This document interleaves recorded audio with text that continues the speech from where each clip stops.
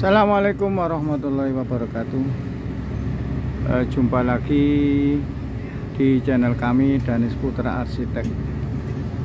Channel yang ingin selalu berbagi cerita, berbagi pengalaman, dan berbagi pengetahuan tentang cara-cara menangani toko bahan bangunan yang simple, yang praktis, yang nyaman. Teman-teman, kerja harus nyaman. Kalau nggak nyaman nggak enak. Kalau kerja nggak nyaman itu nggak enak. Kerja tegang itu juga nggak enak. Kalau yang saya inginkan kerja itu nyaman. Itu prinsip saya, teman-teman. Nah, terserah prinsipnya yang lain-lain, terserah. Saya nggak bisa memaksakan kehendak. Tapi kalau saya, prinsip saya kerja apapun yang penting nyaman dan senang. Nah, itu teman-teman. Akhir-akhir ini memang di tahun ini saya mengatakan bukan akhir-akhir ini, dari saya membuat konten itu sekitar bulan Maret itu memang penurunan omset di toko bahan bangunan itu memang terus turun teman-teman. Dari dulu saya buka toko bahan bangunan itu ada bulan-bulan tertentu yang biasanya itu omset itu turun. Tapi ini sepanjang tahun ini tidak ada kenaikan omset. Saya nggak tahu di tempat teman-teman bagaimana, saya juga nggak tahu. Tapi di tempat saya seperti itu. Sepanjang tahun ini, sepanjang tahun 2022 itu tidak ada kenaikan omset. Yang ada penurunan. Ini sebenarnya bulan-bulan seperti ini, bulan Oktober ke atas, biasanya itu proyek Pemda itu turun, proyek desa itu turun, terus orang bangun rumah itu juga biasanya banyak. Ini di tahun ini saya juga nggak tahu apa ya, kok makin lama makin turun, makin lama makin turun, malah omset makin lama makin turun, makin lama makin sedikit, makin lama makin sedikit pendapatan harian itu. Nah, dari situ saya alhamdulillah, teman-teman, saya bukan mengatakan saya sombong, saya pamer juga enggak. Cuman ini tadi konten ini tadi ada permintaan dari teman-teman di grup sharing solusi. Bagaimana Pak, tolong bikinkan konten cara menangani toko yang omsetnya itu makin lama kok makin menurun, makin lama makin menurun. Ya kalau saya sih, kalau menurut pendapat saya sih begini, teman-teman. Omset menurun, pendapatan menurun itu kalau satu toko, seandainya toko saya saja, yang lain itu tetap rame, itu memang kesalahan mungkin ada di pihak saya atau di pihak toko saya sendiri atau toko Anda. Tapi kalau memang penurunan omset itu sampai semuanya turun, teman-teman, tak lihat di grup itu semuanya mengatakan turun. Yang nggak turun itu mungkin ada satu toko Sidorejo itu loh, yang nggak ada turunnya itu omsetnya itu. Saya nggak tahu, mungkin karena sedekahnya banyak itu mungkin salah satunya, teman-teman, salah satu faktornya itu. Salah satu faktor supaya toko itu tetap ramai ya sedekah sing ngomake, katanya Pak Karti seperti itu. Dari segi non teknis, teman-teman. Kalau dari segi teknis itu memang seandainya seandainya yaitu tadi, seandainya toko itu sepinya itu di toko kita saja, itu memang harus ada inovasi, teman-teman. Entah bikin bikin spanduk, bikin promo, bikin apa, itu kalau memang tokonya di toko kita saja atau toko saya saja, toko Anda saja, itu seperti itu, penanganannya seperti itu, nggak ada lain. Secara teknis ya memang seperti itu. Teknis apapun, dari kuliah manapun ya juga seperti itu. Kita harus bikin promo, kita harus memberikan pelayanan terbaik, kita harus memberikan harga termurah. Itu semuanya seperti itu, pasti itu. Cuman kalau memang semuanya itu sepi dari Sabang sampai Merauke itu mengatakan penurunan omset, ya itu memang alamnya yang turun, teman-teman. Alamnya memang daya beli masyarakatnya yang menurun. Kalau seperti itu ya nggak bisa, ya nggak bisa ditangani dengan kita sendiri, nggak bisa. Ya mungkin pemerintah yang menangani. Saya juga nggak tahu, bukan bagian kita. Tapi yang saya bahas di hari ini bukan masalah itu, bukan masalah penurunan, entah turun entah naik itu nggak masalah. Yang penting di tempat kami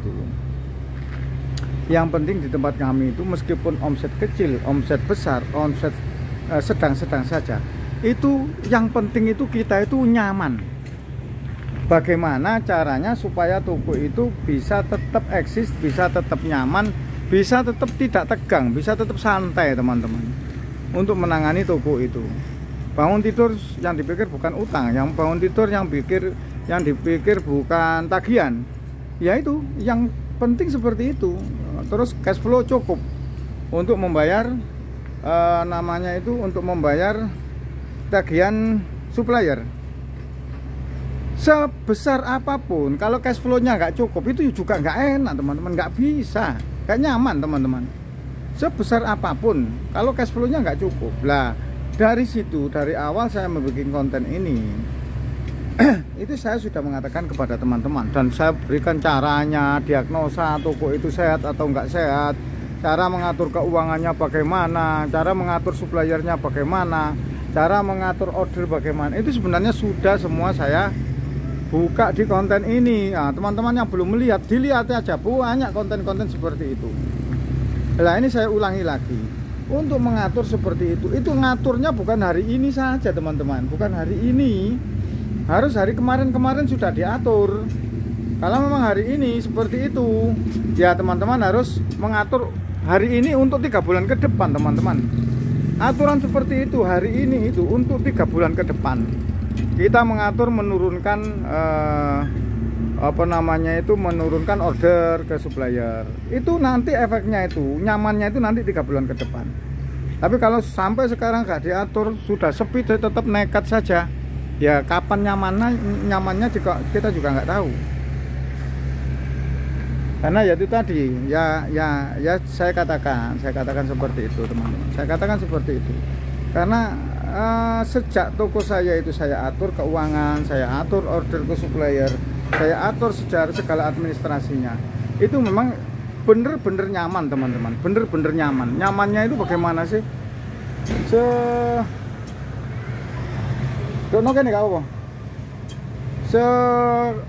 Sesepi apapun lah.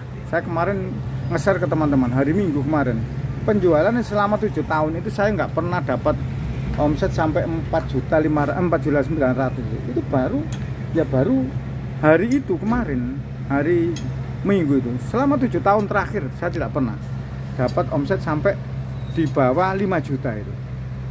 Tapi kalau memang toko itu sudah diatur dan sudah administrasinya sudah jelas, kita dapat omset segitu, itu ya alhamdulillah, ya tetap nyaman teman-teman. Cukup untuk membayari konsumen, tutup untuk membayari karyawan, dan pembayaran supplier juga seperti itu. Ya kalau ordernya kecil, ordernya minim, otomatis bayar supplier juga minim. Banget teman-teman. Jadi kita nyaman gitu loh. Aturannya itu nyaman nomor 1. Jadi yang kita hadapi sekarang itu ya cuman diterima gitu saja, toko diterima apa adanya seperti itu. Ya kalau memang teman-teman ingin seperti itu, ingin nyaman loh teman-teman, ingin nyaman, bukan ingin yang bagaimana, ingin nyaman, ya seperti itu caranya. Ya memang harus kita atur dari awal cara mengatur supplier itu supaya tidak terlalu banyak order sementara ini. Ya kita harus atur seperti itu daripada nanti kita kejeblong lagi. Jangan sampai, saya sudah mengatakan jangan sampai kesalahan itu terulang berkali-kali. Kalau kita sudah menangani toko bahan bangunan itu kan sudah tahu penyakitnya toko itu bagaimana. Penyakitnya toko itu paling gak enak, itu penyakitnya toko itu tagihan banyak, terus penjualan sepi, itu penyakitnya toko. Kalau memang tagihannya tagihan kecil, terus penjualan sepi, itu nyaman, santai saja. Tapi kalau penjualannya sudah sepi, tagihannya akeh, lah itu yang katanya teman-teman ada yang mengatakan sampai kayak itu kita nggak bisa, kayak apa, nggak ada kekuatan lah, nggak ada kekuatan.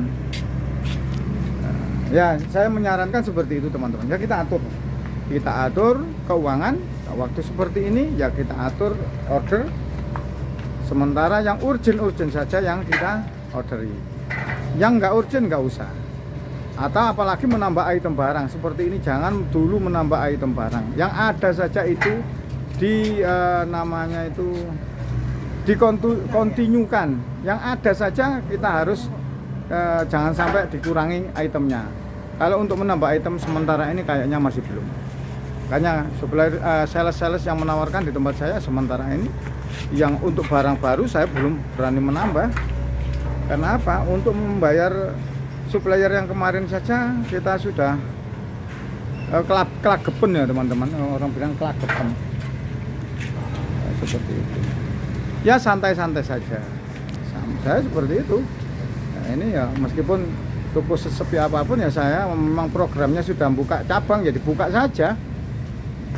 Rezekinya awak soporo moro-moro meneh di tahun 2023 yang diprediksi teman orang-orang katanya tahun paceklik ya, barangkali mungkin paceklik untuk orang-orang tapi subur untuk kita kan kita juga nggak tahu ya, seperti itu teman-teman.